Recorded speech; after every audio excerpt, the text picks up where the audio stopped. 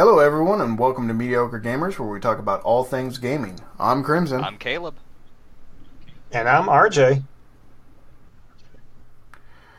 Today, we're going to talk about a little bit of news that came out in the headlines today, ripping off games. So let's get into this. If you haven't heard, PUBG, PlayerUnknown Battlegrounds, is suing Epic Games over their Battle Royale mode. Now, the interesting thing on this story is PUBG is running off of the Epic Games engine. So they had to submit all their stuff to Epic Games, and then Epic Games turns around and creates this mode in their game. Now, if it's just a mode, probably wouldn't have had any issues. But it is a straight up one-for-one rip-off of PUBG. Now, we have had other games in the past that have been similar to other games, like League of Legends, Heroes of the Storm, Dota 2, Overwatch, and Team Fortress 2, which we're going to talk about later. But this is just so blatantly just copy pasta, it's not even funny. So we're definitely going to go around the round table here and talk to everybody and see what they think on this too. I know most RJ or Caleb, you guys haven't got a chance to play this mode, but what are your thoughts about this in general? I'm not entirely sure. Just from the sheer fact that conceptually in a vacuum that it's a company that's they have their own separate entity and their own separate their game here, and they're working together, but one is a direct ripoff from the other. It just sounds like not everybody has all. There was definitely miscommunication in the line, and I'm not, in all honesty, I'm not entirely sure what to make of all of that. It just seems kind of ridiculous. Now, have you ever had a chance to play PUBG? I've heard it described to me, and it sounds like it's pretty much basically a Hunger Games-esque game where everybody just gets dropped into an arena. You find somebody, you murk them, you find your stuff, you move on, and then the arena eventually gets smaller, and then it's essentially a last man standing at the very end. Do I sort of have it right? That's very correct. You click on, join group, and there's like a staging area in front of the plane. You guys all walk around there, wait for everybody to load, and then once everybody's loaded, you jump into the plane. It flies over this island. You can jump out of the plane and parachute down to the island. This Battle Royale move, exactly the same thing. Staging area, jump in. Instead of a plane, it's a bus with a hot air balloon on top of it, but it's the same thing. And then you parachute down, but instead of a parachute, it's a glider. And you go into buildings, you get guns, there's a circle that is constantly shrinking, and it's just one for one, just, oh my goodness. And don't get me wrong, I actually enjoyed the Battle Royale version better because it runs better on my computer, which is kind of sad, because PUBG is so poorly optimized. So I guess the big issue is it's literally a one-for-one ripoff. Is that what the problem here is? It's not a re-envision of the mode. It is a straight up one-for-one copy. There is a difference between Overwatch and Team Fortress. I mean, they're super similar games. They're the same genre. They're very similar in a lot of ways. It's the same game. But there is a difference. Overwatch is better than TF2, but when I first started playing Overwatch, I had played TF2 for years, and when I first started playing Overwatch, I go, oh, so it's TF2, but better. Like, it's TF2 2.0. But exactly. And this Battle Royale is not PUBG 2.0. It's PUBG. But the difference with TF2 and Overwatch is they literally used payload as a game type. They used capture point as a game type. Direct copies from TF2.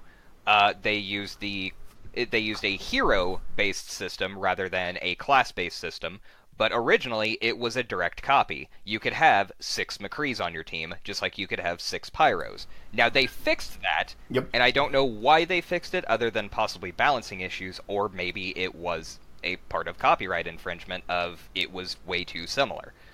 But with this being... Yeah, Overwatch has definitely evolved. It has evolved, and I'm glad that it has, because I really like Overwatch, and TF2 got stale. It plateaued very quickly.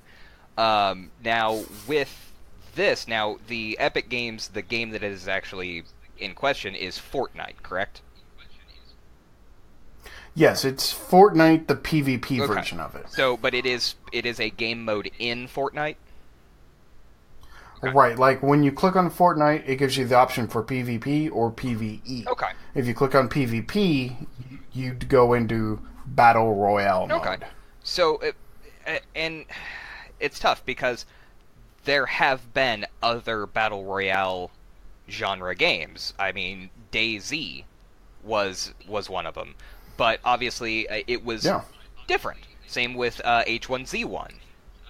They are Battle Royale they were games, different. But they weren't PUBG. PUBG had it more like a Hunger Games-esque. Now, the fact that PUBG came out, what was it, last year?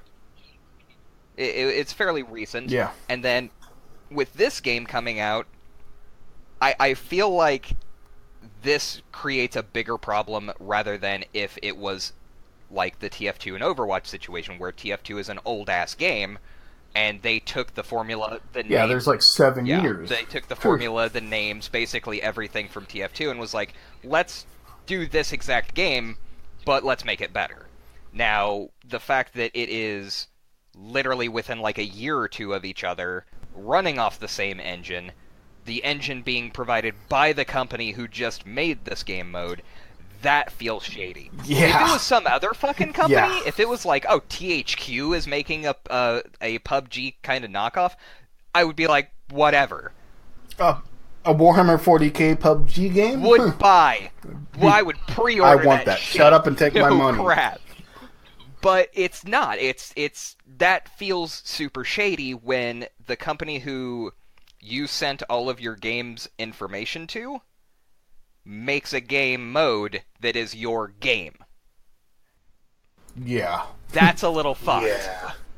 Yeah. Just a lot. It definitely feels slimy. Yes. That's a good word for it. It just feels slimy as hell. And especially because this doesn't sound like a isolated incident of, oh, the people who made the game mode or the people working on Fortnite just didn't know. It's like, you fuck off, you're in the same company that gave them the engine. Like, no.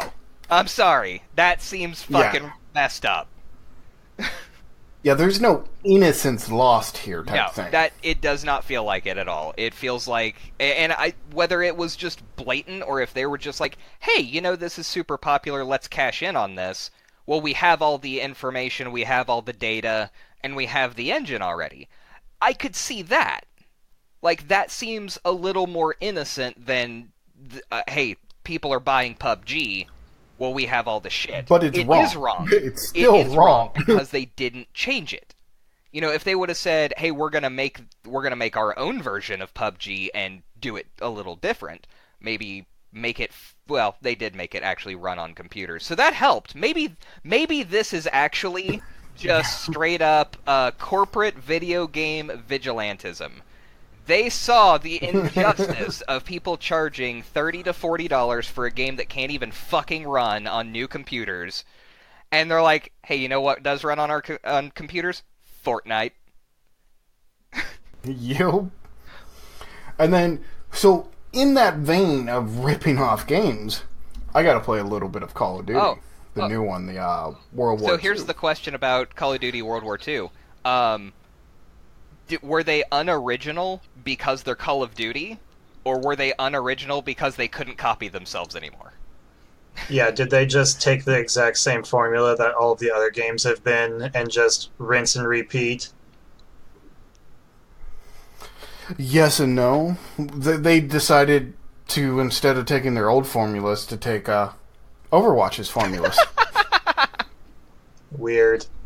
Like, there's a mode called War. Now, I had fun, don't get me wrong. Like, there's class-based systems, so you choose a class. Actually, I guess you could say that they more took Team Fortress 2's. Okay. Because it's more class-based. Okay.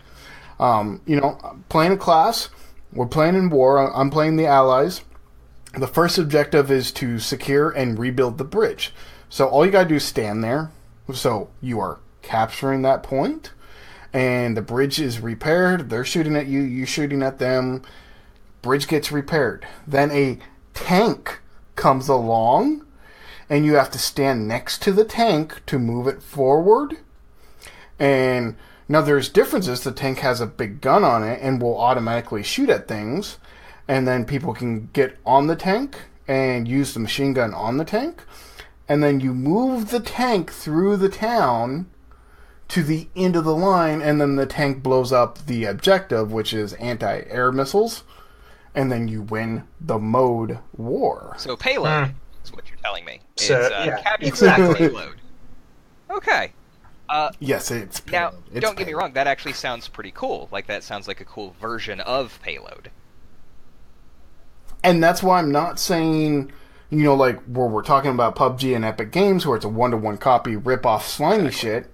This doesn't feel slimy. It just feels, well, they obviously got that from Overwatch because of its popularity, but it's different. The payload shoots back, and there's guns on the payload, and, it's decently fun still. Okay. Now, And you don't feel like it's a complete rip-off. yeah, and also they got it from Overwatch because they can't come up with their own ideas because it's Call of Duty and Activision.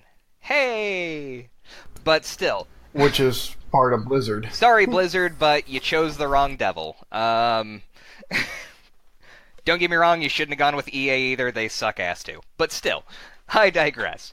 Now, the thing that rubbed me the wrong way, because I haven't got to play this yet, and probably never will because I already own Overwatch, but they actually had a game mode called War back in the day, and it was for Call of Duty World at War.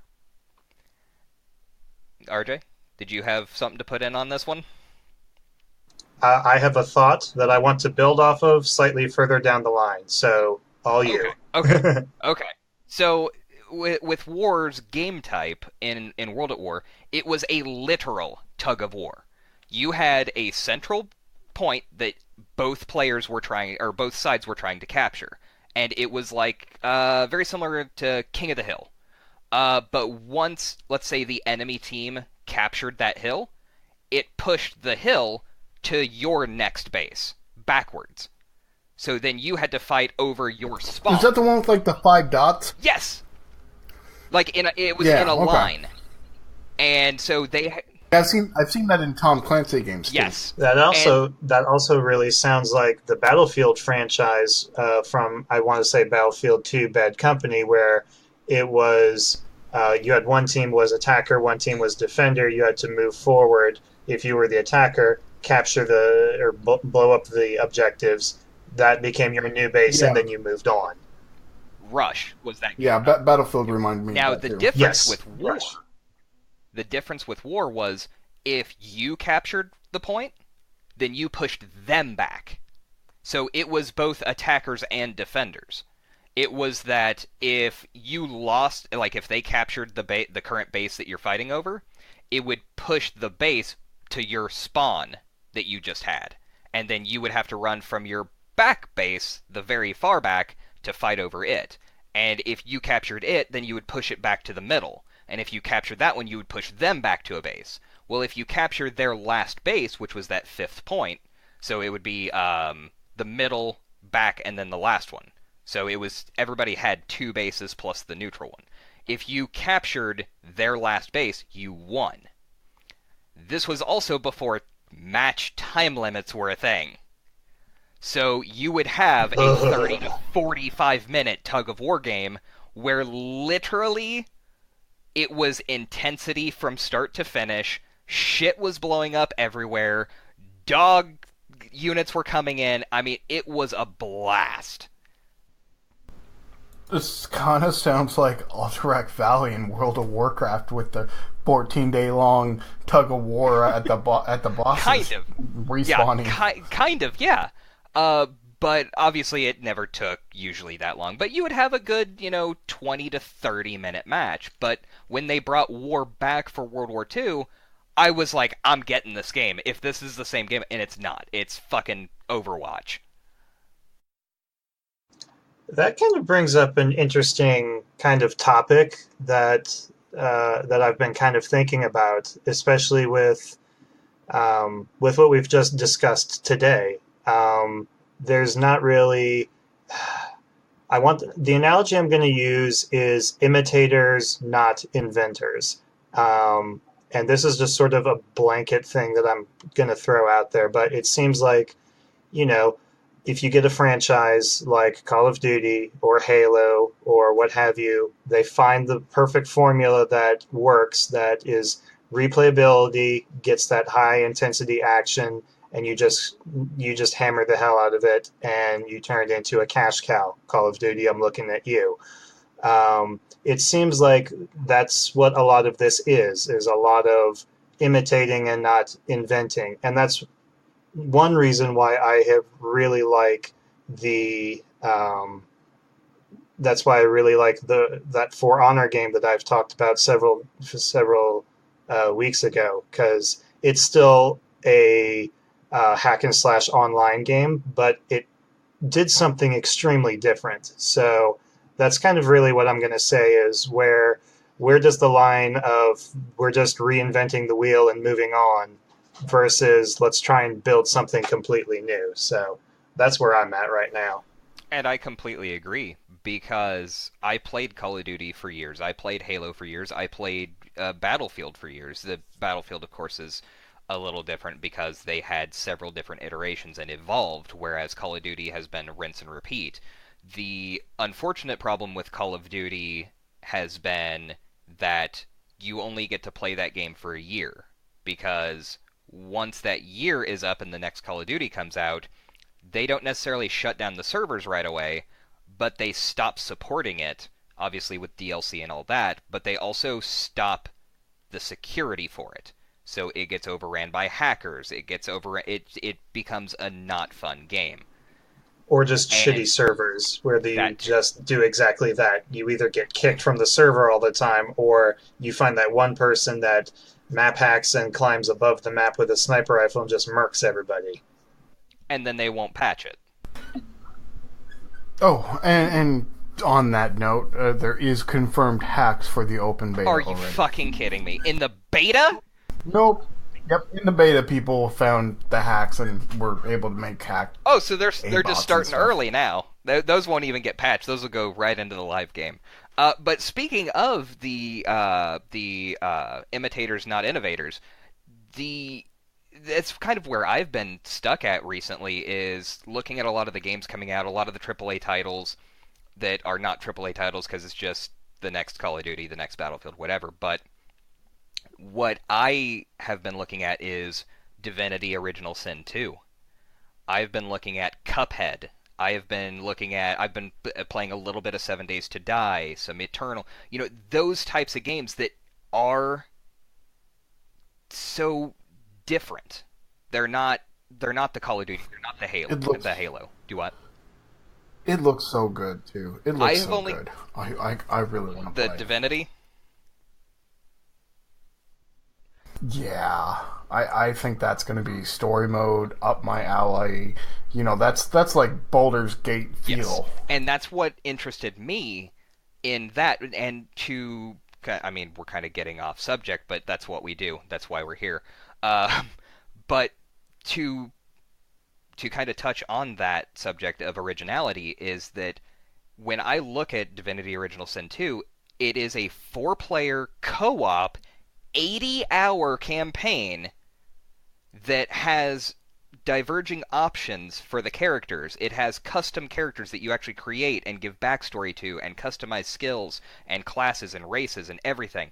And it also has a Game Master mode, which blew my fucking mind.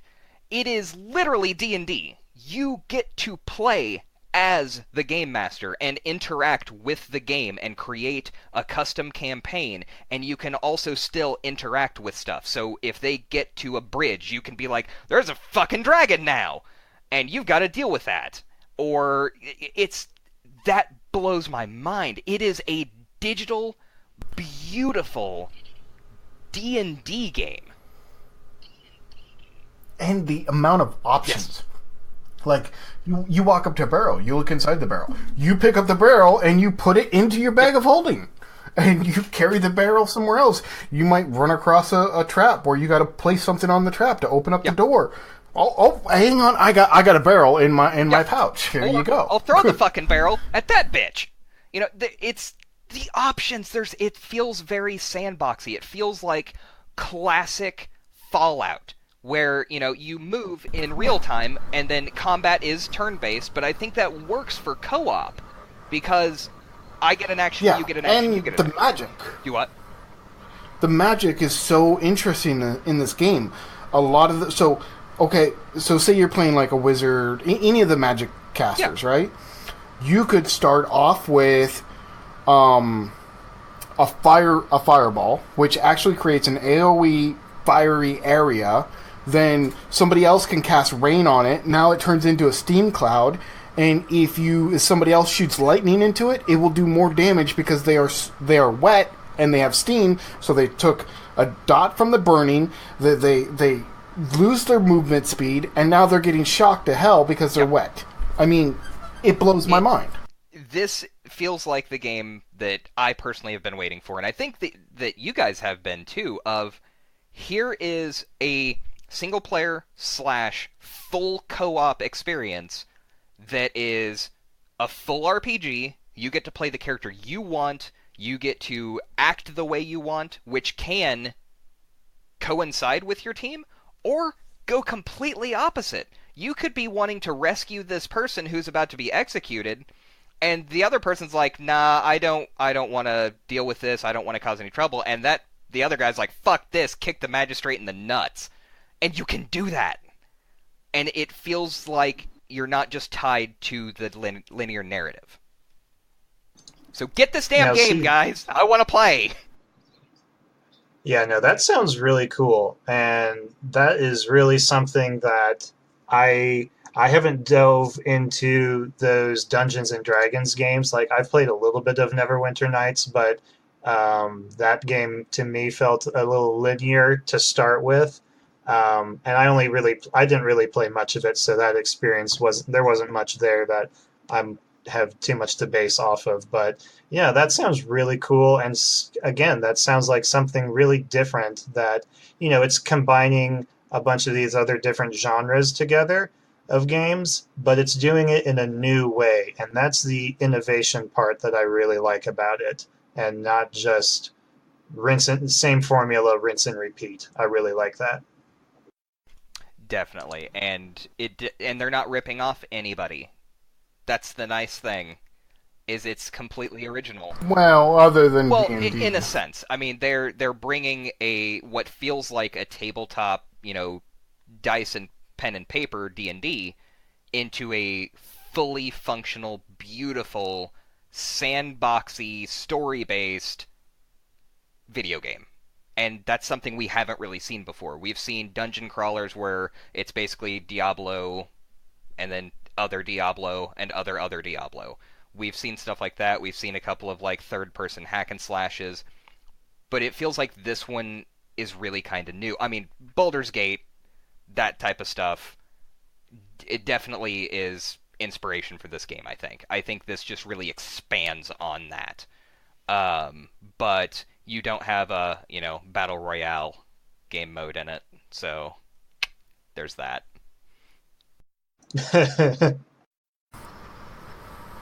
Okay, well, let's get into what we've been playing. Caleb, what have you been up to? Honestly, not a whole lot. This week has been so damn busy. I played a little bit of 7 Days to Die with my parents, because, hey guys, my parents are also gamers. Be jealous. Be super jealous. That's awesome. Yep. Mad respect. That's awesome. And they don't just play like, oh, I'm playing Candy Crush. No, it's like Borderlands 2, Left 4 Dead, Counter-Strike, Call of Duty. I mean, I played with my dad when he was on the fire department. I used to go up there and play with him after hours. And we would play Call of Duties. We would play Battlefields. All sorts of stuff. Halo. So they are really enjoying 7 Days to Die. This is their first time ever playing through it. And so I've been able to take a lot of what I've learned with playing with you two and, you know, help like build the base and let them know where to go and kind of prioritizing what we need to make and stuff like that. Food has been a shit show. I think we've all died from starvation 4 times, but I digress. We lucked out. We spawned right next to a cabin. All 3 of us were within about a half mile from each other. And so we stayed there the first night, and then right over the ridge was an entire city. We kind of ransacked it, set up a little bit of a base, everything went fine, and then we moved on to the next like edge of the city that's got a lake right next to it. So we've got infinite water, clay, all sorts of stuff. I've played a little bit around single player with you guys and so on, and this has been the best starting place that I've ever seen. But we did run into a couple of snags that has been really frustrating us. It ended up kicking my dad out of the game and wouldn't let him reconnect. Like, it would just say, could not receive server information or something like that. But me and my mom could play. So I tried, like, restarting the server, jumping out, and this is not like a full, like, public server or even like a private dedicated server. It's just running off of my computer. But we're all in the same room, all on the same network. So we're doing it LAN style, and it still wouldn't do anything. So we ended up running into a glitch. My game froze, and the game ended up crashing. I had to completely restart my computer. When we jumped back in, my mom's character was completely deleted. So she had a fucking pistol on her, and we were like about level 9. So we're still in the very first city that we're messing with. She found a pistol that was like 150 quality or something like that. It was stupid. A whole bunch of bullets, and it ended up deleting her entire character, so everything she was carrying, plus her tool belt, all the levels lost. It fucking sucked. We got her back in. She just had to create a new character. It spawned her like 7 miles north of us on day 6. Oh. She died at least 10 times getting to us. We also couldn't venture out far enough to get her, because I was having to build our horde base for day 7, and my dad ended up venturing out to try and get her, and he died, but the problem was he picked up his bedroll and was going to drop it halfway through instead of making a new one. And so he ended up spawning about a half mile or 2 miles to the west of us. So he had to run all the way back. The game crashed again. Did you guys make it back in time for Barely. Horde? Here's what ended up happening. He ended up getting kicked and couldn't reconnect. The 20 minutes expired. He lost his whole fucking tool belt. Iron pickaxe that we found, wrench, pistol, but I mean, all this really good stuff. So that sucked. We finally all got back in. I will say that is the difference between running on a dedicated server, because generally that stuff is saved on that server versus... So hopefully when we end up resetting our server, or when this next patch comes out, which we're going to talk about in a little bit, that if it does do a server reset, I'm going to actually get them onto our server. I didn't want to get them onto our server right now because we're so far ahead that I didn't want... And they're new. They need the time to learn how to play the game. I don't want their first 7-day horde to be cops, dogs, and every other motherfucker. So I wanted them to learn from kind of the base, and it ended up that my mom got back into town at dark on day 7. Like, literally, blood moon is up, shit is hitting the fan, I've got the ramp going up, and she is running, my dad is running, We are all running to the ramp. We get up the ramp. I jump to our platform because we built a horde base similar to the one that we did the first 7-day horde. The short tower with the spikes at the bottom. And Yeah, that's always a good one on it day is, 7. and it worked great. We just didn't have a lot of lighting. But when we jumped and hit the top of the tower, we turned around and 3 zombies were sprinting up that ramp and fell down onto the traps. So they were on our asses. We had almost no lighting because since everybody had died and lost basically everything, we only had 1 torch, which I couldn't grab in time, and it was at the top of our building. So all I had was a candle. And so we're fighting, and we're using our bow and arrows and clubs and stuff, and I couldn't build the horde base, the tower, quite tall enough. So some of them were jumping and trying to get on top, and they almost made it. It was about 1 block level too short. Also, apparently, you got to make it 3, 4, and then 5 is your top. Your standing. We were at 4 vertically instead of 5, so that was really intense. And I didn't get the railing up in time because I was literally like upgrading the last trap when night fell. So my mom ended up falling off, almost died. I ended up falling off and almost dying. We ended up surviving the damn night. We were so exhausted from how intense it was and stressful that we're like, you know what? I think we're going to stop right here.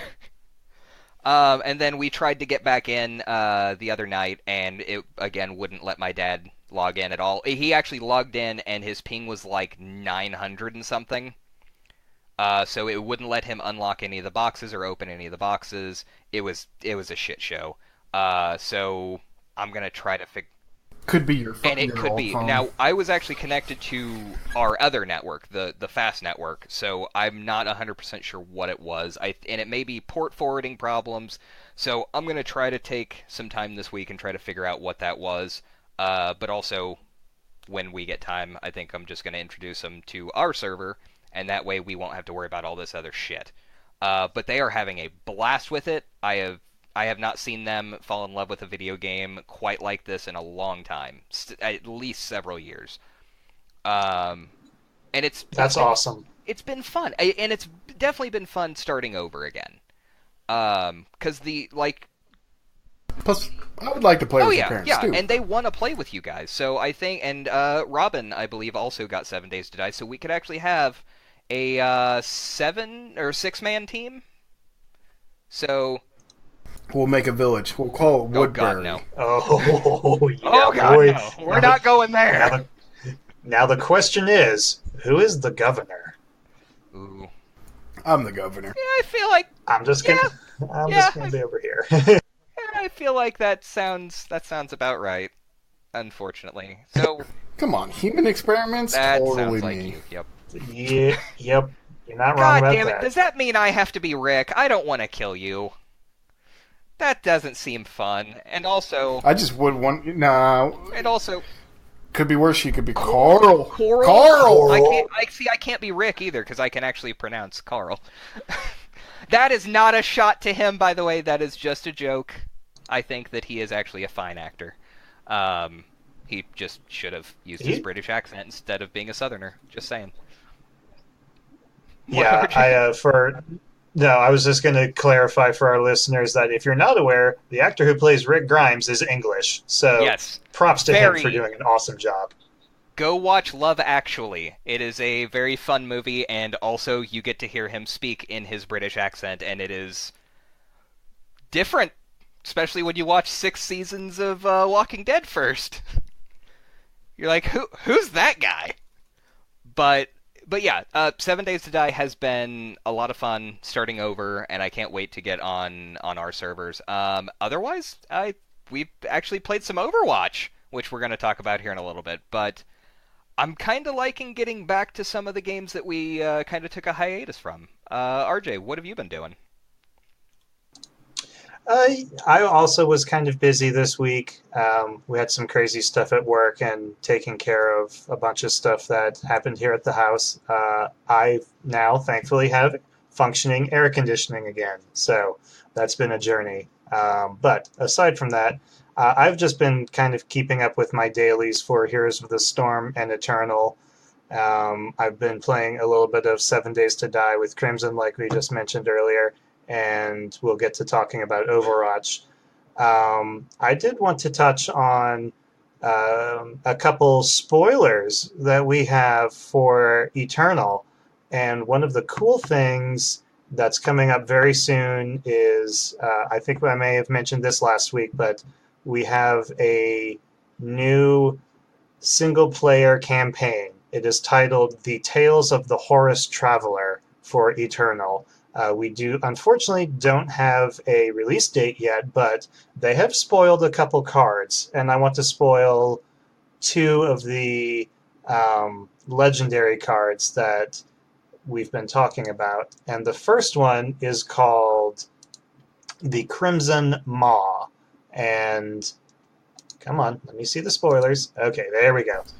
Crimson Firemaw. Thank you. It is a creature dragon. It costs 4 with 2 red influence, 5/4 flying, and when Crimson Firemaw hits the enemy player, reduce the cost of the top card of your deck by 4.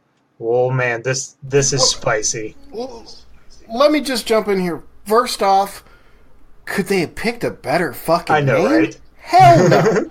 That is like the best name on the planet right there. I mean, I'm getting 4 of them. Well, obviously. and also, isn't it nice that you have your own Firemaw, Crimson? That's a dude. Have you met my ex-girlfriend? Yeah, I think I like the dragon a little bit better. Okay, there we go. But let's look at this damn card without its ability. This is a great body at a 4 casting cost. Now, would it have been better if it was 1 red? Yes. But 2 red, that's okay. It is 4 for a 5/4 flyer. That is solid. Like, if it didn't say anything else, it is that would definitely be playable right there. And then you have this ability on top of it, which says, I win more? Okay. Pretty much. And I like this card because of obviously the efficiency, but it feels like this is now Red's version of Sandstorm Titan, because Sandstorm Titan costs 4 with 2 white for a 5/6 with endurance, and creatures can't fly. Obviously, the Sandstorm Titan's a little bit forget better. that card. Yes. I hate that card. In every white deck I play, 3 of them, because I don't have a 4. My first card, I got 4 legendaries of. So good. Just get out. I'm done with you. But this guy feels like Red's version. It finally feels like Red has a strong, efficient drop. And the fact that it has flying really helps it a lot. He does have lower stats than the Sandstorm Titan, and I feel like is maybe not quite as versatile, but the value you get off this guy is fucking bonkers. Yeah, he works. It feels like he can fit into a variety of decks. He can fit into a combo-y deck. He can fit into a mid-range deck. He can be the top-end finisher of an aggro deck that just speeds everything else along. I especially like the idea of putting him with that Library Phoenix, where you have very little creatures, but you're reducing the cost of pretty much all of your spells to 0. That sounds like it could be insane. Can we also talk about how amazing he is with Warp? Holy fuck. Oh my. Because you can see what that top card is, too. And it's like, oh, that's the thing that reduces all my warp cards by 2. Cool. I'll smash you in the face. It now costs 1. Yeah. And the fact that he says the top card of your deck, so if the top card of your deck is Warp... Yeah, you just sit there and it's like, whee! I'm just going to play all my cards from the top of my deck now. Yeah, I cannot wait to get 4 of these guys. I cannot wait for this freaking campaign. Even if this was the only card coming out of it, I would be getting that campaign. Now, so what's this next card? This next card is It is another creature. It is Tavrod, Auroch Broker. He is a Minotaur. Bless you. Thank you. I needed that. Oh, you're. What do I do with you now? Okay, this guy costs 5. He costs 2 green influence and 2 black influence. He is a 5/7 with endurance, and he has an ability that reads, when Tavrod attacks, draw a Minotaur and weapon from the top 5 cards of your deck, give them +5 attack, and discard the rest. Tribal Minotaurs? Done. Armory tribal Easily. minotaurs? Oh gosh. Oh my god. Oh gosh. I mean, yeah, that seems pretty sick. And there's lots of good minotaurs. The one that springs to my mind right away is the one with Revenge. He's 1 for 1/1. Revenge, when it attacks, give it +1 attack. Also, the one okay. that came out of the last campaign, which was 3 cost, a 2/3 with Warcry. When it comes into play, give all of your opponent's units -1 attack. Oh, and don't forget, if the Revenge has already triggered, it would have Destiny, and then when you draw it from there, it's automatically played and you draw another card. Ew. Oh my gosh. Combo! Ew. And that already fits right into what that Argent Port color pairing wants to do. Yeah. Like the Revenge mechanic falls squarely in their court. So there's a lot of deck building opportunities for this guy. That's pretty awesome. And he's super efficient, too. Man. Just like the Fire Maw.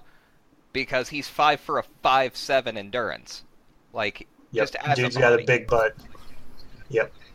In those colors, he's super good. If he would have been a time card, he would have been But in those 2 colors, he is amazingly good in that body. And those colors really want that kind of tech.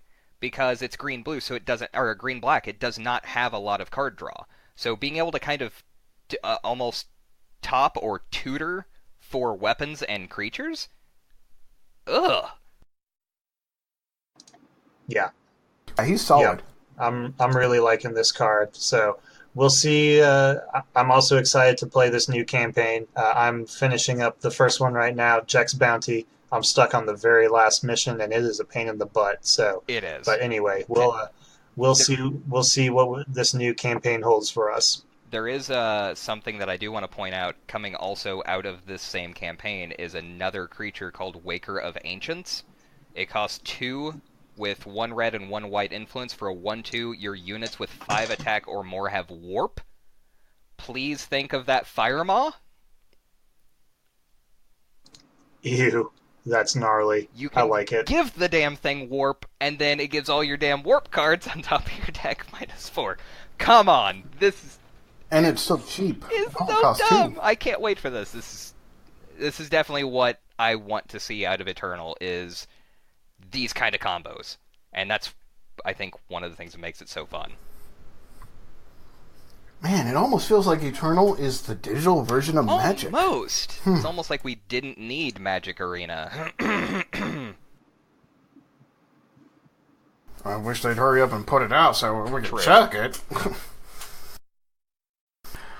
Now, I have been not playing very many games, so first thing that I will say is I did play a little bit of 7 Days to Die with RJ. We went over to the town over, busted out both of the banks, had a lot of fun, had ferals and freaking cop zombies in there, scared the crap out of RJ. RJ's like, what the hell's going on? But we took care of them. We were good. We got all the bank loot. Big thing with 7 Days to Die, in the next couple of weeks they will be doing another update. This update should not require a restart of the worlds, but it is generally you want to restart the worlds so that way you don't get weird high cliffs and stuff like that in areas you haven't explored. And we're going to try to do our last Horde night and then reset the world at that point. I think also we will open up the server to the public at some point. We will discuss some more on that if we want to keep it private and let you guys know the passwords. That way you guys can join us, or if we want to make it pub. We're not sure yet. But we are hoping to get some of you guys in and playing with us, too. The server is set for PvE, so it's not like anybody's going to go around killing anybody. So, it's a fun and group environment. And it will always be PvE. That's all. If you want to kill other players, yeah, go take that shit somewhere else. There's other servers. Yeah, there's other servers. And don't get me wrong, I have fun on PvP games because I like hiding my base, and I like that experience. But it's not for our community. And then the other thing that I did was play some Overwatch. So let's just jump into Overwatch. So all three of us just played Overwatch? Just the three of us? Or we am I also mistaken had Robin, here? which is one of my very close friends. Oh! And one of my coworkers that I got into Overwatch, she also joined us. Yes, we need to get Robin on the podcast. And she's going to listen to this episode, and we're never going to hear. Yes, and then never talk to us again. But yeah. But Robin's really cool. She's a fun girl. She definitely loves playing video games. I've got to play a bunch of games with her. We have a great time every time we play. She's so down to earth about it. Although, man, she gives me a run for the money in the angry yelling department, which is perfectly cool because sometimes you just need that duet of F you guys. And good stuff. And she is actually also going to be volunteering for us at Springfield Game Expo next weekend. So she's going to help us. There you go. So come on down. Come meet Caleb. Come meet RJ. Come meet Robin. Unfortunately, you have to come up to Omaha if you want to meet me. I'm too far away right now. But come down, see us, talk to us, play some demos, play some games. Just let us know you listen. Yeah, tons of prizes. If you win the playmat, I'll send you my address. But yeah, I want that playmat. You let me know, man. I'll send you one. I've got it on speed dial, man. I got it on speed dial. But yeah, so it's going to be really fun for Springfield Game Expo. Come out next weekend. It's Friday, Saturday, Sunday. And it's springfieldgame.com, so if you guys want to check that out. But for Overwatch, unfortunately, we didn't get to play as the four of us on the new map, but a new map did recently come out called Junkertown. And it's Roadhog and Junkrat's kind of origin area. So it takes place in Australia, kind of in almost a deserty wasteland type area, and it's very steampunk / Mad Max. The aesthetic for this map is amazing. Two men enter. I wish we had dueling in Overwatch, but but it has a very cool, pleasing look that's very different from the rest of the maps.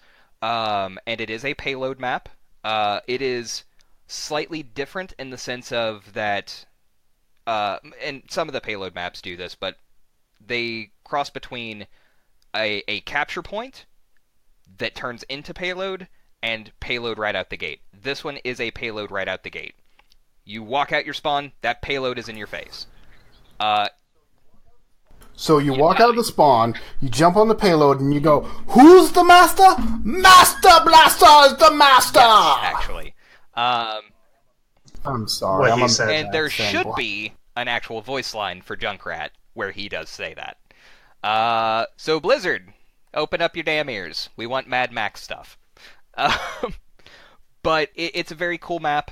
It's got a lot of vertical strategy to it. There's a lot of like staircases that go way up, a lot of sniping positions, a lot of kill boxes for snipers, some wide open, some corridors, some shortcuts and offshoots. It's a very cool, fun map. Pain in the ass when your team isn't on the same page as you are when you're pushing that payload. But that's any map. But for this one specifically, there are so many like nooks and crannies that if you're playing with a team that doesn't check corners, you're gonna have a bad time. But I hope that we can actually get a game on that map with the four of us, and maybe get that on YouTube. Widowmaker moves the payload. Rarest voice line in the whole game. Um, but we did get to play some on the other maps, and dude, it was a fucking blast. Dude, I had a great game as Orisa. Holy crap! Like, oh my goodness, I'm good with that character. I mean, I don't play her that much, but man, I wreck with her. And I had a fun game with May, and you were playing as Reinhardt. Oh yeah. Oh, that was fun. Because you slow him down, and I drop the hammer. Also, spoiler alert: the hammer is my penis. But still, for any of you Dr. Horrible fans out there, the greatest webisode ever. Now, RJ, who were you playing? Because I saw you jumping around to some different characters actually this time. Yeah, I usually roll with Soldier 76 because he's kind of, the most basic, straightforward go-to. Point the gun down range, stick him with the pointy end, blah, blah, blah. He has a sprint. Very simple. But I tried branching out, and I was playing Ana. I played Ana a little bit. She's definitely takes a bit of getting used to. I do really like the support and the healing aspect of it. I just need to play more games with her. I just wanted to see what she felt like in Overwatch, since she had just recently popped up in Heroes of the Storm. So I was giving her a shot, and I really like her, but she definitely takes a lot of practice. Yeah, and you did. And then the other character with Ana, especially going in never playing her, because I can't play Ana, so it was nice having somebody competent playing her. I don't know if I was entirely competent. I was just kind of like, if friendly fire was a thing that I got punished for, I would be punished super hard. But thankfully, I want to shoot my own teammates, so that worked out. And then I played a game as Reinhardt to hope to fill that role of being a tank and doing what we needed to do. And yeah, good stuff. I enjoy Overwatch. It's definitely one that I haven't played a lot of, and I would really prefer to play with my friends. And like we did this past time, I had a blast, and I would love to do that again. Well, Robin actually is wanting to play more Overwatch, so if you guys are interested, I'm always down for it. But Overwatch really is a game that is best for 3 to 4 players as a group to join in. Yes, it is. Now, anybody else have any more Overwatch? I think that's about it. Nope, I'm good. Go out there, play it, come join us. Definitely. Hopefully next week we'll have more on Overwatch. Perfect. We're going to jump into the segment. Now, the segment is going to be a little bit different. It's not going to be video gaming. It is going to be about Magic the Gathering. Now, I believe all three of us have played Magic the Gathering at some point in our lives. I know that I played at the very, very beginning of Magic the Gathering, and I've missed some big chunks, due to life. But I have played this game for way too long. Yeah, I haven't been playing since the very beginning. I started at Plane Shift and 6th edition. I played for several years, went to school, dropped out of it, got back in when Commander, EDH, I will always know it as EDH, got big. And that's really what I've been playing. And then I kind of dropped off a couple years ago. So with this recent development, this is going to be on a new upswing for me.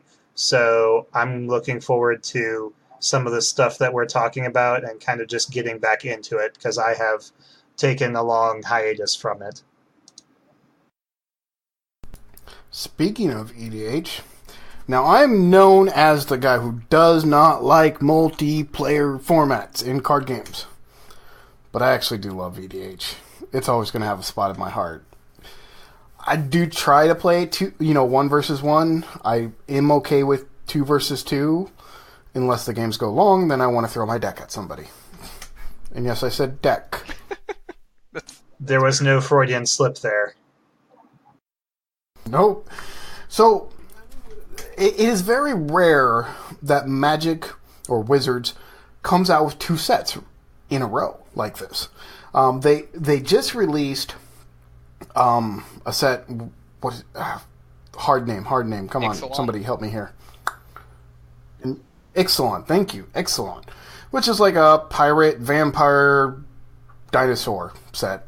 Feels like Smash. And then on November 17th, on November 17th, they are releasing the iconic Masters. Now, the Masters series, those cards are not Type 2 legal, unless they are printed in a set that is in Type 2, but it does allow us to get cards that we might not be able to get because they're from an older set. In fact, they're reprinting a card that hasn't been in print in 15 years, which is super awesome. But I do like the Masters sets. I just wish they were a little cheaper. So I'm going to go on the Nixion cards here, and I'm going to read off one that I'm just like, this is amazing. We'll talk about each one of these cards a little bit in depth. This first card is called Dousing Dagger. It costs 2 colorless mana. It's an equipment. When you put it into play, your opponent gets 2/0/2 plant defenders. We used to call them walls, but they're called defenders now. Costs 2 to equip, and it gives the equipped creature +2/+1. Its other ability is, when the equipped creature deals combat damage to a player, you may transform this card. So what you'll do is you'll do combat damage, you'll flip the card over, and it becomes a new card. This new card is called Lost Veil. It is a land that says, tap, add 3 mana of any one color to your mana pool. So what do you guys think? I really like this card. It's very reminiscent of the flip mechanic that that werewolf set, Innistrad, that the Innistrad block brought us. And I think the closest thing that it reminds me of is a Gilded Lotus that you have to work for. In the end, it's only going to cost you 1 less mana, and it turns into a land, but I think it's pretty solid. I really like it. The artwork on it is gorgeous. They're taking the mechanic and putting a new spin on it, and I really just like seeing kind of the new stuff and what they try to do with it. I really like this card. I do too. Again, the art is gorgeous on both of them, and I love the templates for the actual flip land. It looks absolutely gorgeous. But I think they look like treasure maps. It is so cool. It is awesome. I feel like this offers 2 things. One, it offers a way for them to reprint Gilded Lotus in Standard without it being Gilded Lotus. And I also feel that it has more versatility because it starts as an equipment that does buff your character. So it may not be as flashy as being able to drop a Gilded Lotus, immediately tap it for 3, and it may not be as instant, but it feels like you put the work in for it, you get a huge reward. Also, there is just tons of stuff that untaps lands. I don't know necessarily for Standard, but I feel like you can get a lot of value out of the Lost Veil rather than Gilded Lotus right now. And as a Commander player, definitely. I'm buying one of each of these fucking lands. These things are stupid in Commander. Yeah. Now, Caleb, you were looking at a card called... Oh, sorry. Here's my opinion on it. The land's fucking awesome. I'm going to buy one for my Commander deck. I might actually pick up a couple more because who knows, in 10 years they'll probably be worth $50, $60. Who knows? But my opinion... All these cards we're going to talk about are incredibly good. These are must-buys. These are pickups. Trade shitty mythics for them if you can. Just hold on to them, whatever you can. Put them in your EDH. I don't care. Now, Caleb, you were looking at a card called Hostage Taker. Do you want to read that one off? This one struck me because, again, I am a Commander/EDH player. But this card just seemed really, really solid. Hostage Taker costs 2... generic or colorless. It'll always be colorless to us because we played before that bullshit. But anyways, it It costs 2 Yeah, colorless, just go colorless. a blue and a black for a 2/3 human pirate. When hostage taker enters the battlefield, exile target artifact or creature until hostage taker leaves the battlefield. That already feels good, but you may cast that card for as long as it remains exiled, and you may spend any mana as though it were mana of any type to cast that spell. What? That's... Wow. That seems really good. I will take your commander, and then I will cast it myself. Now, I believe that if you RFG that commander, it just immediately goes to the command zone, but... Yeah, it goes to the command zone. You're like, ooh, that's a really cool 5-color dragon you just dropped. That's great. I'm only a 2-color deck, but I'll cast that sumbitch. Or just... Oh, you got a Sliver Queen with all those slivers out? Or Overlord, or any fucking legendary sliver. But this card feels like it is a staple for Commander. Because of all of the big dudes that get dropped, it is not just removal, but it is a removal card that acts as a mind control or treachery or something like that. You get to remove their creature, and then when you've got time, as long as your guy's still in play, you get to cast that guy using any mana you want. Solid card. Yeah, I really like this effect. It is, to me, this feels a little bit of power creepy, but I don't know if it's necessarily in a bad way, because this entering the battlefield and exiling something is traditionally something reserved for white, and seeing this in blue-black is interesting. I think this card offers a lot of versatility, especially in a blue-white-black deck, because it is removal on a stick, but you can also, if the hostage taker, if this ability goes on the stack and you've got a blink effect, you can blink the hostage taker, and the thing that's exiled is RFG'd forever. It can't come back. So that's I believe that's how this works with other cards that have similarly worked this way. So that's pretty interesting. So and also having that treachery effect where you can cast it. It sounds pretty cool. Lots of versatility with this card. I'm really looking forward to playing it. If the taker leaves play, the exiled card comes back. Yeah, so... Oh, so they did finally fix that text with, like, Fiend Hunter or something like that? Yes. Well, it says it on the it actually says until hostage taker leaves play. So what this actually reminds me of is Torment cards the Torment set had a creature type called Nightmares. And what they did was, when they came into play, they were primarily black-red. When they came into play, they did something, specifically look at your opponent's hand, RFG a card, as long as this guy stays in play.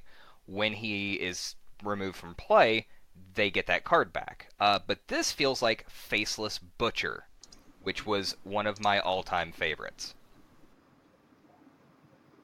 Yeah, that's the mechanic that I was sort of thinking of, and the interaction that I spoke of earlier was true with those cards, but after reading this guy again, they have fixed that problem where you can just permanently RFG it. So I think that's a good thing and a healthy thing for the game. Yeah, because the original one said when it goes to the graveyard, so if you exiled it, it would never hit the graveyard, so it would never bring back the other card. Or this one specifically says when it's removed from play, or if you bounced it, you could get around that effect too. But the wording they used on this fixed a lot of those issues. Now, there's a couple other cards we want to discuss here. I'm going to go just straight to my man. I'm a blue player, okay? I'm always going to be a blue player. It's just how the world treats me. So, the blue land, the legendary. Check this out. Now, this is so sick. I can't even believe they printed this. 1 blue, 1 colorless. Legendary enchantment. At the beginning of your upkeep, look at the top card of your library. You may put that card in the graveyard. Then, if you have 7 or more cards in your graveyard, transform this. So it transforms into a legendary land called Azcanta the Sunken Ruins. Taps for blue mana, or you could pay 2 colorless and 1 blue and tap it. Look at the top 4 cards of your library. You may reveal a non-creature, non-land card from among them and put it into your hand. Put the rest on the bottom of your library in any order. This is a digger. This is a commander card all the way. You want stuff in the graveyard for threshold. You want you could flashback stuff, or what was the other one where you can play Dredge it right? Dredge and all that stuff. There's so many things. Yeah, there's so many things you can do with graveyard. This enables it, and then it allows you to dig through your. Oh my gosh! Yeah, I'm picking these cards up. It feels like kind of the rebirth of Sensei's Divining Top, except honestly better. Obviously, you have to work a little harder for it, but not really that much, because you're playing a match. You're going to end up getting 7 cards in your graveyard, especially if you got this thing out. But it also has a price tag of roughly $6 right now. Yeah, I'm buying that shit. Are you kidding? Easy buy. And Easy again, buy. most of these new legendary flip lands are cheap. Like a bunch of them I'm finding online for about $2.50. That's value right there. Yeah, I really like this effect. I think the comparison between it and Sensei's Divining Top might be slightly skewed, because Sensei's Divining Top had the ability to protect itself, with the exception of Split Second. So Cross and Grip could get rid of it, but at that point you had better targets. So I think this card is a lot more fair in that, yes, you do have to work for the effect, but it is a good effect nonetheless. But the Azcanta cannot save itself. So I think if you're wanting that effect, it's going to be high risk, high reward, because you have to work for it, but the reward having that effect is really good. So I like where they're going with this one, and yeah, good stuff. Definitely. Now, Caleb had a card here called Never mind. You name off your Which card. one was this? Was this the other legendary? Yeah, some Russian name. I don't know. Let me grab her again. I actually, since we were running a little low on time, I actually closed the window for her, but I can pull her right back up. She is actually one I am interested in because of me playing Commander, and it's kind of tough because blue-green. Yeah, she's a merfolk. Blue-green has always been kind of one that I've been wanting to mess with, and for the life of me, I can't even find her. So let's move on to the black land real quick while I track her down. Crimson, why don't you read us in on that one? Okay, well, actually, I don't have the black one here. Oh, yeah, we do have the black one. But let's talk about the big holy smokes of the set. Gaia's Cradle. No, they're not reprinting Gaia's Cradle. They can't. But they are doing their next best thing. So, here is this insane card. Costs 2 colorless, 1 green. Legendary enchantment. When you play this enchantment, when it enters the battlefield, look at the top 4 cards of your library. You may reveal a creature card among them and put it in your hand. Put the rest of them on the bottom of your library in any order. At the beginning of your end step, if you control 4 or more creatures, transform this card. Now, let's just see how we can do this first. We could go turn 1 Lawn of War Elf, turn 2 discard the Shaman Gorillas, which gives us another green, a floating green, and create another elf that has you do the tap 3 elves and get 3 mana or something like that, and then turn 2 you play another land, you play another elf. There's 3, there's 1. You play this, you search for another 1 casting cost elf, you play that with your mana that you just played. It turns into this legendary land, Cradle of the Sun. Taps for a green mana, or tap for a green mana for each creature you control. It's literally Gaia's Cradle. Wow. And the fact that you can do this on turn 2 in Type 2. And now Sick. This one is the exception. This one costs $16 right now. Rightly so. It's freaking Gaia's Cradle. Yeah, I don't know how this card got printed. Just solid across the board, to be perfectly honest. The fact that it taps for a green, or for a green for each creature, so it still gives you mana even if you get Wrath of God, or something like that, which Cradle did not do. Yep. In fact, I think didn't Cradle say if you control no creatures, you have to sack it? Yeah, so this is better than Cradle in theory. It's more, I wouldn't say more versatile, but it kind of is. But the nice thing about it is it sticks around, it gives you a green mana no matter what, and it still has the Cradle effect. And it gives you a creature card. But you were right, you can have this thing online so fast. Because you can, drop a Llanowar Elves, you can drop Riss, the whatever the hell, the guy that pay 3 and tap to put a 1/1 token into play. So you can really kind of chain these creatures in and have this thing online quick. How? A Deranged Hermit activates this True. thing. And the thing is, its effect triggers, the flip effect is at end of your turn. I saw that. Not at the beginning. So it doesn't even stick around for the turn. That's batshit. Because you don't even give them a chance to blow the damn thing up. Like, obviously, once it flips to Or a at least land... Not at sorcery speed. Right, or at least that's the idea. Yeah. I mean, obviously, they can disenchant the enchantment and obviously stuff like that, but it feels like, if they tap down to play stuff, then you get to flood real quick, you get to flip that into a land before they can pop it because they're already tapped out. The other thing being is that once it's a land, now there is land destruction out there. There is. Is it overly popular? Yeah. Is it Ghost overly Quarter. popular right now? Is it popular in Commander? Somewhat. But if you've got... I think on that note... Go ahead.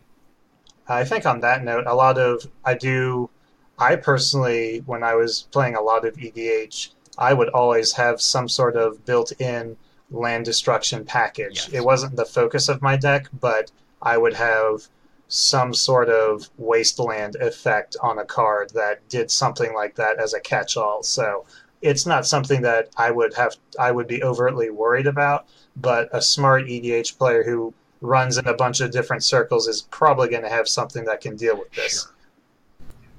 Yeah, you're probably going to have 3 to 4 in a 100-card deck, though. Now, you're going to have tutors, so you can search for it, but, I mean, Wasteland's what, a $20 freaking common? And then you do have Ghost Quarter, but you can only, it's Highlander, so you can only have one. You could use the new card that comes out of the set, the Fields, which does a similar thing to Ghost Quarter. I mean, there's about reasonable, there's about 3 or 4 lands out there that you would, Strip Mind, of course. But there's not a lot. And there's going to be a lot of other things that you want to target, too. Like a Mishra's Workshop. Right. Yeah, at that point, if that's the one thing that you're worried about, then unless it's central to your deck and is what everything is built on, then yes, you have to worry. You're going to have to look out for that. But in the end, there is removal for it, but I wouldn't be too overtly worried about it. So, cool effect. Definitely. But it also does mean that... Definitely. And I think this is kind of the takeaway for me for how hard these are to kind of get rid of, is that it starts as an enchantment. Well, if you can't bust it before it gets online, normally an enchantment that has to have some sort of build-up stays as an enchantment. So when you're digging for something to bust an enchantment, and then it flips to a completely different card type, now you have to dig for something that blows up a land.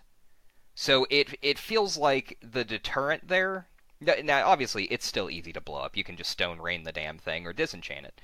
But if they're not prepared for it, and it's just one card out of your deck, so if they bust it, it's not that big of a deal to you. But the effort that your opponent has to go through to deal with this card, if they feel it's a threat, shifts the focus off of your actual threats.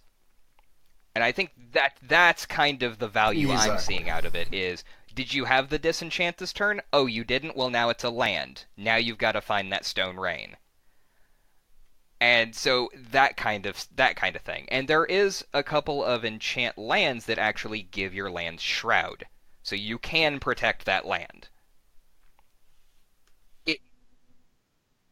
We're not going down that road, damn it. We're not going Darksteel Forge.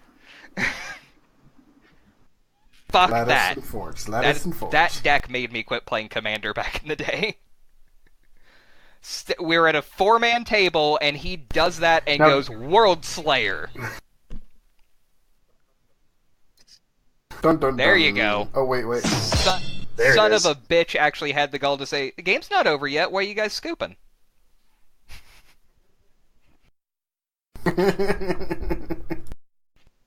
I am a blue player. I did find.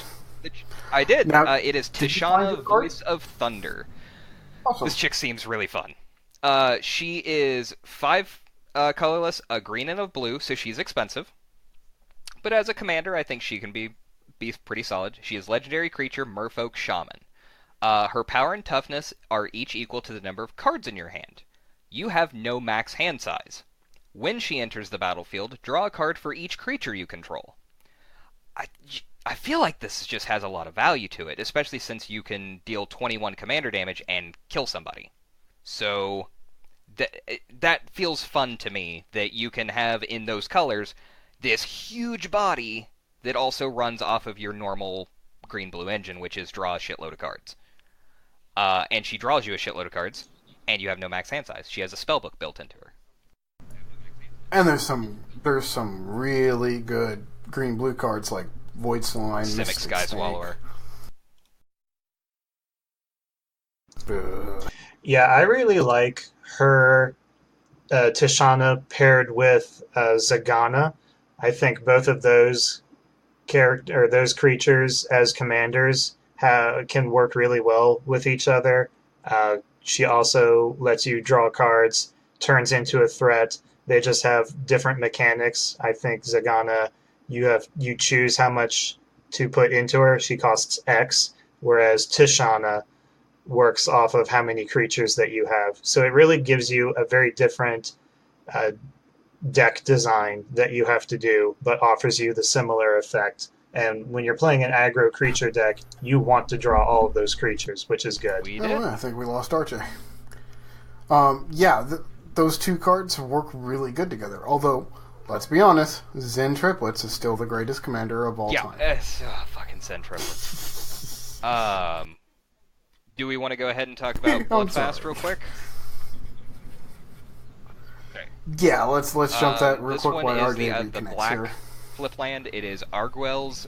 I don't know if that's how you pronounce it. Bloodfast, and it is a legendary enchantment. Costs 1 colorless, 1 black. Pay a colorless and a black. Pay 2 life. Draw a card. At the beginning of your upkeep, if you have 5 or less life, you may transform Bloodfast, which turns into Temple of Akliz Ots? I don't know what kind of language they're speaking. But it is tap for a black or tap. Maybe. It's Russian, isn't it? Yeah, maybe. Tap for a black or tap, sack a creature, you gain life equal to the sacrificed creature's toughness. So, you have differing thoughts on this one than I do. Yes, I like this card. Even if you don't flip the card, I think the card is just really good in the fact that pay 2 life. Oh, big deal. You're probably playing EDH. You got 40 life. You're fine. Draw a card. It's like Necropotence or Yawgmoth's Will or Bargain. Now, it does cost twice as much because you have to pay life and you have to pay mana, but you do it at the end of their turn right before you untap. Anyways, get a couple, top off your hand. Then, on top of that, you have, I mean, if you do get low on life, this thing flips and saves your ass. I mean, the goal is to not let it flip. The goal is to actually keep it on the enchantment side and just play lots of, life-linking cards and draw cards. This is a great draw engine for black. It's better than a Dark Confidant, a Bob, because it doesn't. Yeah, he does. Bob does more damage to you. Yeah, I think now that you've said that, it's kind of opened my eyes to how good this card can be. I would have to play with it or see it played to really drink that in. But in concept alone, you're right. You don't actually want this to flip into a land. It flipping into a land is the contingency. It's the oh shit button. But the goal of this is to pay the 2 to have an enchantment that says pay 2 mana and 2 life to draw a card. And just be able to sit there and it's also, like you said, it does not skip your draw phase. It does not make cards that go to your graveyard get exiled. It's a solid card. I think this one will see tons of Commander play. Standard, I'm not 100% sure because I don't play Standard. Standard's generally a lot of aggro decks. But I feel like this thing definitely can have a place, and I want to see it played. I think we might see it in, Suicide Black style decks. I don't think it fits the pirate theme, but I definitely think it'll be Suicide Black. Although, with Hostage Taker, you're doing Hostage Taker, you take their thing, and then, boom! You can sack their own card. That is true. So, I mean, I would pick these up. If you can pick them up for $2 or less, and this I would one pick is them up, only definitely. $1.49 online. So I'm definitely picking up one of those. Yeah. Yeah, definitely worth picking up a couple. Now, that is it for the Ixalan stuff. Now, they are coming out with the Iconic Masters. Now, we're not going to go into each one of these cards, but we will, because they're all reprints. The big thing that's coming back is all the dragons are coming back. From Kamigawa. And also, Ancestral Vision is getting reprinted, and Aether Vial, and Teferi, and for some stupid fucking reason, Channel, which is banned in almost every format. Consecrated Sphinx, Channel! Which should never have been reprinted ever again. Oh, Spirit Monger, so which bad. I'm actually fairly excited to see come back. And the card, hang on. Fucking Mana Drain!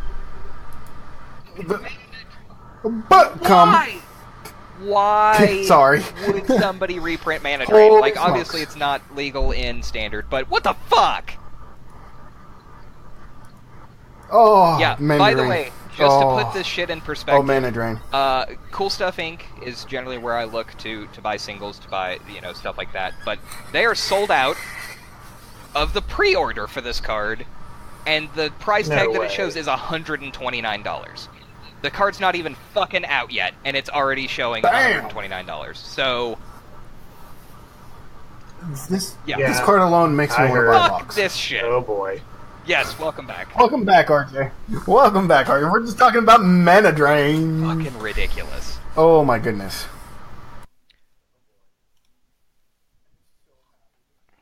I'm so happy because you know how hard it is to get a freaking legend card? Very. A card from Legends? It's insanely difficult to get a Mana Drain.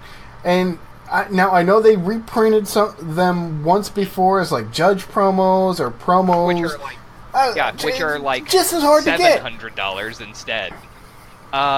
This right here. Yeah. It's a fucking Mana The fact Drain. of Aether Vial, Mana Drain. And we got Force of Will last Masters. We got Force of Will last Masters. Now we have Mana Drain. Force of Will, Mana Drain. Now, I will say that I will be drafting this set. I'm going to talk to some local stores, see when they're going to be drafting the set when it gets released. Will not buy a box because they're going to be charging out the ass for this set. I'm hitting every No, but I'm hitting goddamn every draft. and I'm going to rare draft and only rare draft. I don't give a shit if I win anything, but if I pull a freaking mana drain, first off, one of those goes in the commander deck. If I pull another one, I'm sitting on it until it's $500. Which it will be. I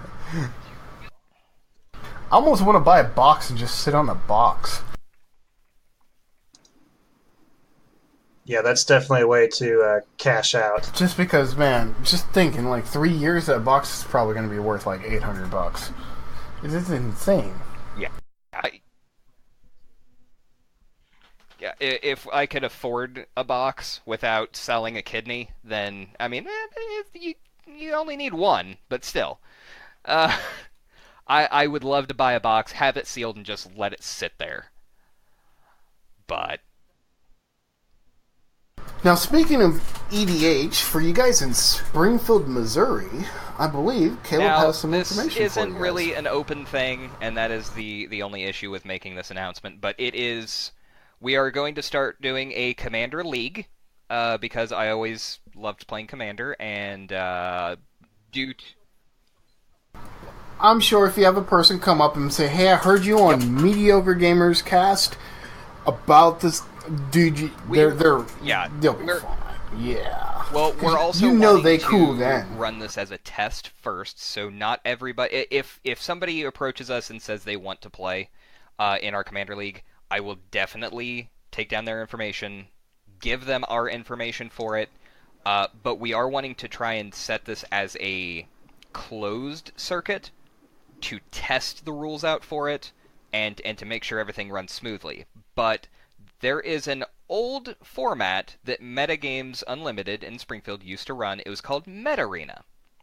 Now, what Metarena was is that you bought packs, whatever, and then you made a deck out of those packs, and you played a league for a month. You could play any number of matches, blah, blah, blah, whatever. After, I think, 3 games, you could buy another pack and use that pack's contents to augment your deck. Well, we're wanting to do something somewhat like that for Commander. How it's going to work is everybody buys a pre-constructed Commander deck. Doesn't matter what year. If you can get one from back then, like one of the originals, get it. We want people to play the deck they want, not be forced to play the newest release. So, if you want to spend $50 to get Plunder the Graves, because it was from like last year or the year before, do it. But it's just going to be that deck, and it's going to be that deck for about 2 weeks. We're only going to meet once a week. That way we can set aside the time. People who have extra time aren't sitting there racking up extra wins and getting ahead of everyone. It's going to be a once-a-week meetup. Everybody plays with their commander deck that they chose. After about 2 weeks, you're going to start earning tokens. Right now it's 3 tokens for a win, 1 token for a loss, so even if you lose a match, you still get tokens. And then you can spend those tokens to upgrade your deck. So, like a common that you're going to swap in, to put a common into your deck is going to cost 1 token. To an uncommon, so on, so forth. And Planeswalkers will have their own cost for tokens because they're such a pain in the dick. And we don't want just Planeswalker decks running all over the place. But the idea is that it's going to be quarterly, so we're going to run the league once a week for 3 months. That way the first 2 weeks is just the decks, straight out of the box, no augmentation, and then you earn tokens to augment your decks. The other thing is, at the end of each month, we're going to give out prizes. And they'll be just simple stuff, packs, store credit, gift cards, that sort of thing. At the end of the quarter, the last month, we're actually going to give out some bigger prizes. Mediocre Gamers playmats, Mediocre Gamers t-shirts, maybe a commander deck, stuff like that. So, this sounds so we are so really, fun. really excited about it, and we haven't quite decided how we're going to do the prizes, as in, like, well, what about the people who are brand new and lost all their matches? or the ones with the absolute shittiest records. We're gonna do something for them too, and You give yeah, you give exactly. them the Lisa Because prize. in Game of Thrones, it's called the Sansa prize because Sansa is always at the bottom of the heap of everything, and so we're probably going to do that. So at the end of each month, the person or maybe persons with the highest record will get get a prize, and the person with the lowest record will also get a small prize. At the end of the 3 months, the person with the highest record will get a big prize, playmat, t-shirt, something like that, and then the person with the least highest record will also get a prize. And that way, yeah. This sounds fun. This definitely sounds fun. Now, you guys are going to be running a little test run on it, and then you'll be coming back to us with some more information on when you're opening it. The biggest problem that I had with Commander was the community. The community is it just Magic community. He who has the most toxic, and also it's always been. Oh, Yep. look at me with all my dual lands and all my awesome cards. A total dick face. Yeah. Yep. About that. Zen triplets deck with kill switch. Yes, and that's why we wanted to do it this way, because you buy the deck, you've got the cards in the deck. That's it. If you want to spend $500 on one card to augment your commander deck and spend the tokens on that one card that you're going to waste a paycheck on, that's fine. But you're not going to put $6,000 worth of cards in that deck at once. So it... Yeah. Yeah, that it breaks the brings spirit that power of the creep event. and the money creep down to next to nothing. And that's what we wanted, because we have a lot of people who are interested in it. Our current group that we're looking at are new to Magic or haven't played a lot of it. And we want to keep it fun for everyone. You know, if I'm looking at putting a $20 card in my deck, that's fine, because it's one $20 card that I have to play matches, get It's tokens really for, going to... and spend those tokens on that card.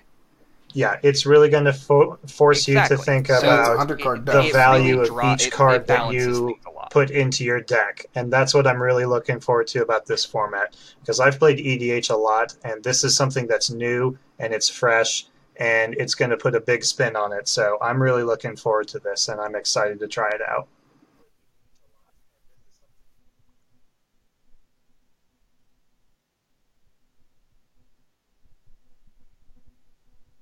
Same, and hopefully we will be starting it within the next couple of weeks. We have game, of course, coming up next weekend.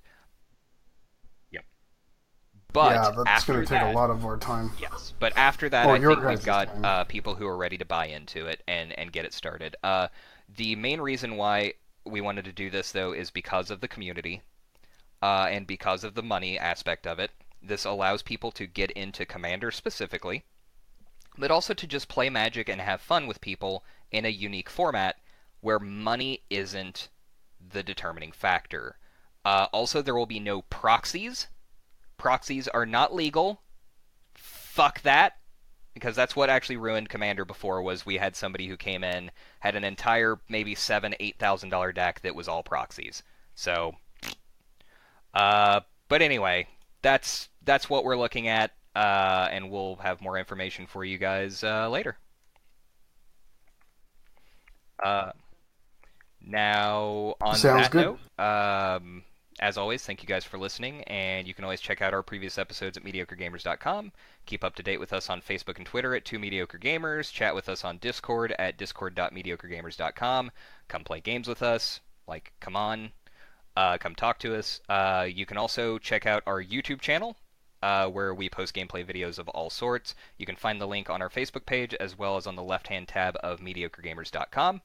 And we'll also post a link in the show notes as always. And you can also find us on iTunes and Google Play. So get over there, listen to us, rate us on there. We totally appreciate it. Also, as far as the time goes for this episode, we have been running a little late lately because we've had so much content. Hopefully we're going to be able to start keeping our episodes a little bit shorter so that it's a little bit easier for you guys to listen to. I'm RJ. So thanks for bearing with us. Thanks for listening as always. And I'm Caleb. I'm Crimson. And until next time, get out there and play some games.